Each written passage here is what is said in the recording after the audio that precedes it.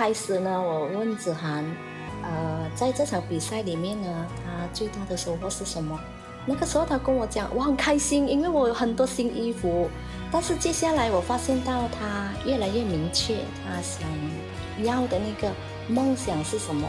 他也是很努力，每天呢，我看他在家都一直在练歌，所以他真的是很努力的在准备着面对这个Astro 的这一场比赛，他真的很用心。经过这场比赛，我发现子涵变得很自立，他可以自己处理歌曲方面也成熟了很多。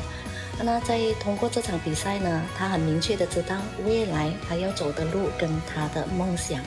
子涵走到这个最后关头呢，最重要的你就是要放松心情，好好演绎你的歌曲，享受舞台。你是最棒的，加油加油加油！